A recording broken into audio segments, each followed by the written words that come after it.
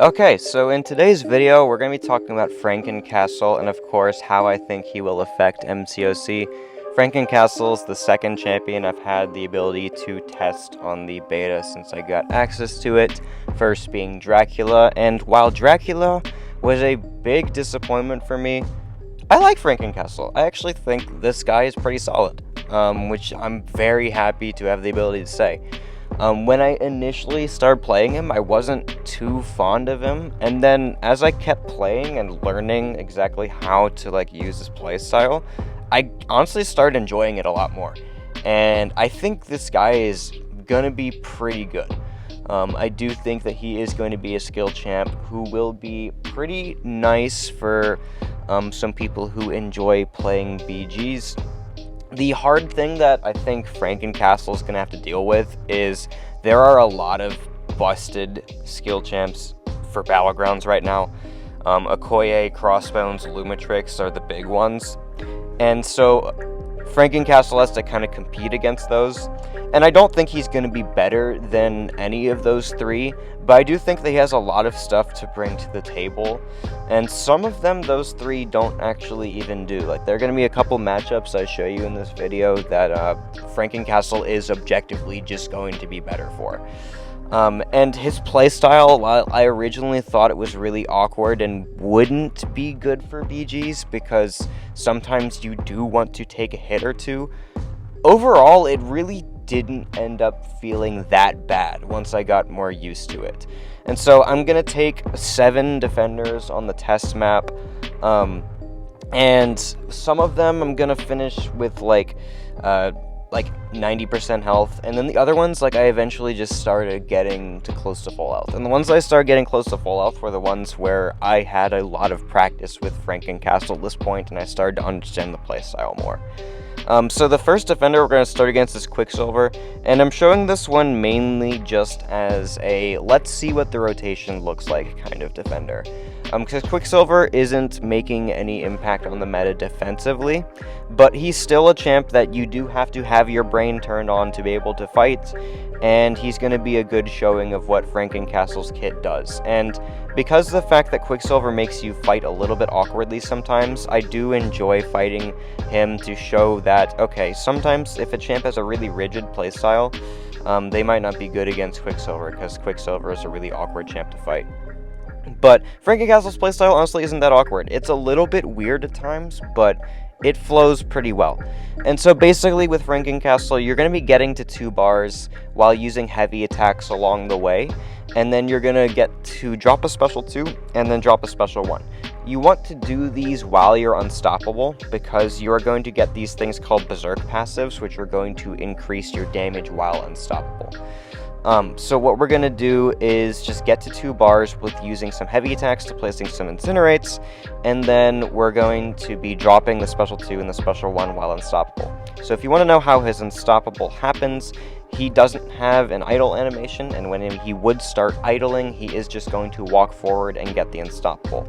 So anytime he would idle, which is usually if he's just standing there, that's when it's going to happen. He's just going to start running up to the opponent.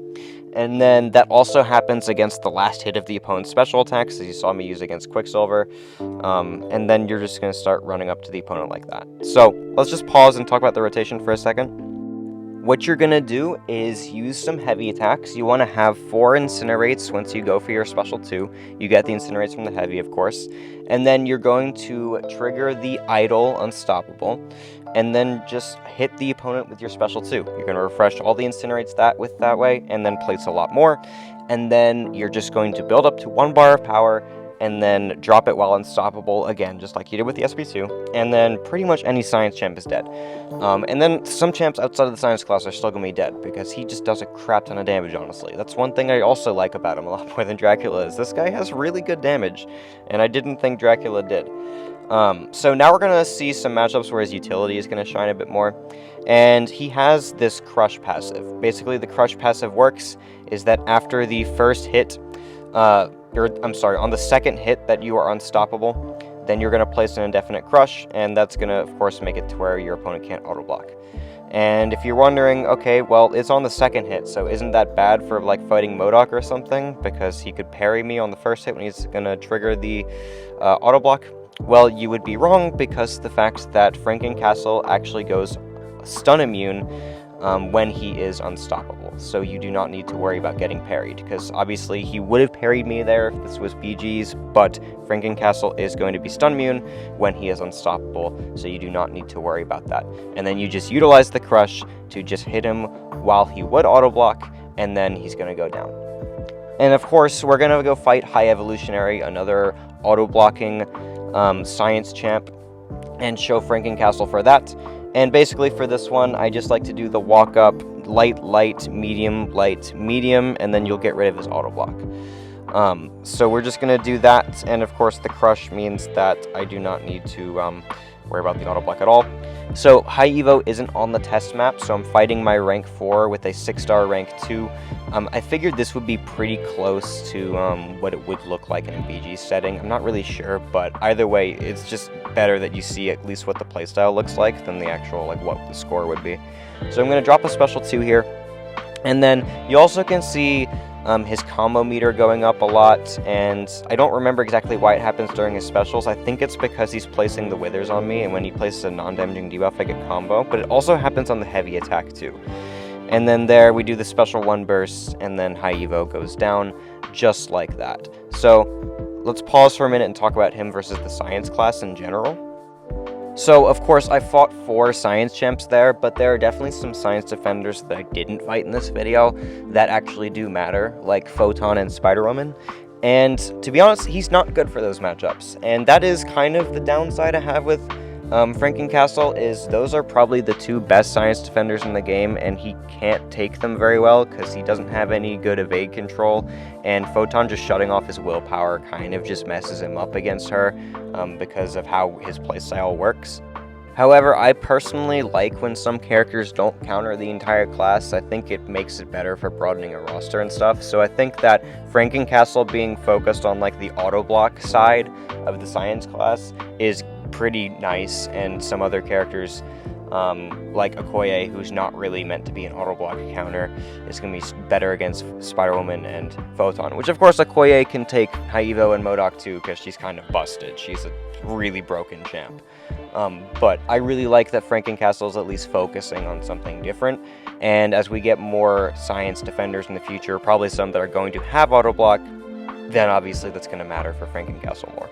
So now we're going to go outside of the science class, and we're going to fight Zola, and in case you were wondering, obviously that's something that most people would. If you're fighting Zola, can you do the heavy counter? And the answer is yes, Franken-Castle can do the heavy counter, but there's also a better way of getting a heavy attack opening, and that is by just counter-punching the final hit of Zola's special 1, and then just running in for the heavy attack. And then that's your free heavy opening right there. And because Franken-Castle's damage is all burst damage on the special attacks, Zola's armor and cowardice don't really matter, and we're going to be able to kill this guy pretty fast. For a non-cosmic champion versus Zola, this is a really good speed, honestly. I think it's going to be just under a minute. And yeah, we're going to go for my special 1 here.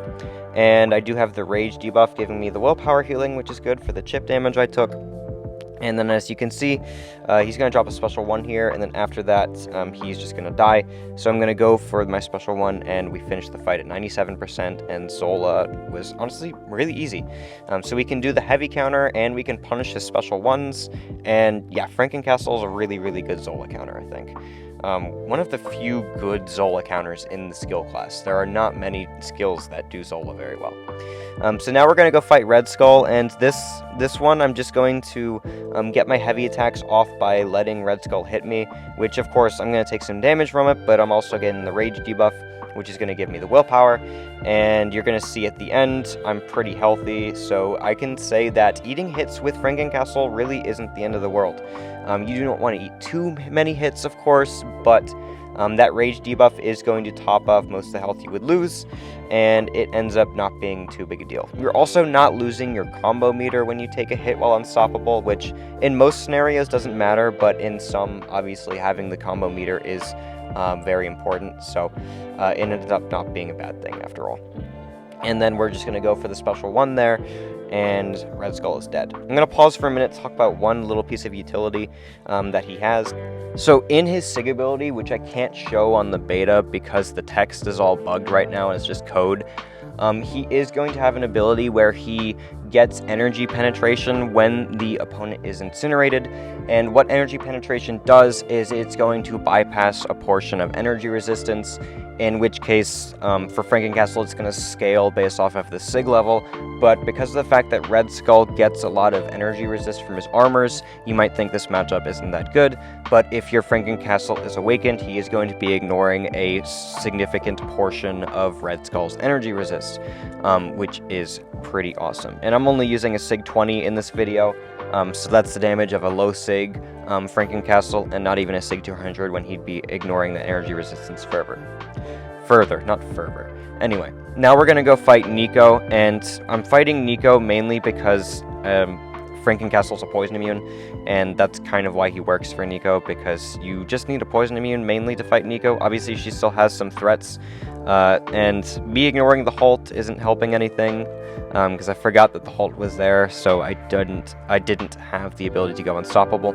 But it's fine. We're gonna still heal from that rage debuff, and as you can see, like, some of that chip damage I'm taking earlier is just getting healed back. And I decided to block some of the special 2 because I'm not the best at dexing it, so that's even more chip damage that I might not have needed to take. And then I'm going to go for my special 1 right here. And then she's almost dead already, and I'm just going to go trigger my unstoppable there and kill her, and we had another SP1 to finish the job right after.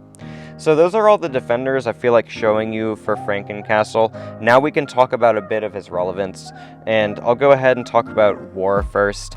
I don't see him being a huge champ for War, but I do think he could be good. He has the poison immunity, which is important for some hazard shift lanes, but overall, mainly the science class isn't good for hazard shift, like defensively, because there's so many ways that skill champs have for dealing with debuffs, and maybe that's going to change as we get more future champions like High Evo, who are, you know, reducing ability accuracy and start ignoring ability accuracy reduction, stuff like that, which you can still use like crossbones for High Evo on hazard shift, but I wouldn't recommend it.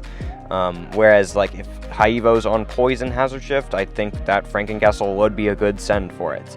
But again, I feel like debuff control is just something that's used so much in the skill class that Franken-Castle might not be like the first option you go to for War. And he does rely on debuffs of his own. One negative with Franken-Castle is definitely the fact that he needs to fight an opponent he can incinerate. Otherwise, he isn't going to be able to do any damage if he can't place incinerates on the opponent. So even incinerate immunes like Void would be a very bad idea, because he's just one of those champs who does have to fight and incinerate vulnerable champ. Or maybe not vulnerable, but they just can't be immune. So that is a little bit of a downside, but I don't usually think that's too big a deal when champions like Penny Parker are one of my most used attackers and stuff, and obviously she has to incinerate to do damage. But it is definitely something to note. I don't think he's going to be the greatest War attacker. I think he's going to be much better in BGs. As you can see, the different defenders they placed in the video. I don't think that he's going to be like a top 3 skill champ for BGs, but I think if you pull him and you're maybe missing some of the top skill champs, he is going to be able to definitely fill a role for you in BG's decks, and he just does a lot of damage. Like, there's just going to be some defenders that he's going to work for because he does a lot of damage. That special 2, special 1 cycle kills almost anything. So I am honestly very optimistic for him in that defensively he's not going to do much. I wouldn't expect to win any rounds putting him on BG's defense, but maybe you could catch your opponents with him. For long form content, I don't see him being that strong. However, his damage is pretty good as health pools go up. Like, I fought a M.O.D.O.K with 1.5 million health, and it was just over 2 minutes. Or it might have been just under 2 minutes, I don't remember. But he didn't feel that bad as the health pools got larger. Don't take him to Necropolis health pools, but like War Boss health pools, I don't think he's going to feel bad for at all. And honestly, yeah, that's Franken-Castle. Like, I really enjoy this champ. He is going to be one that I pursue on my own account and will rank 4 if I get him from the next Titan. rollover, because I did have a lot of fun playing with him, and I think you guys definitely could as well after you get used to learning his quite honestly weird playstyle. But his weird playstyle is kind of fun, and I think it's a lot more fun than, for instance, Dracula, who was earlier this year. I didn't enjoy Dracula's weird playstyle at all. However, I did enjoy Franken-Castle's. Maybe you'll be the opposite. Who knows? We'll just have to wait and see. But that's my Dracula review. I hope you guys did enjoy watching this video and learned a good bit from it. And yeah, I will see you in the next one.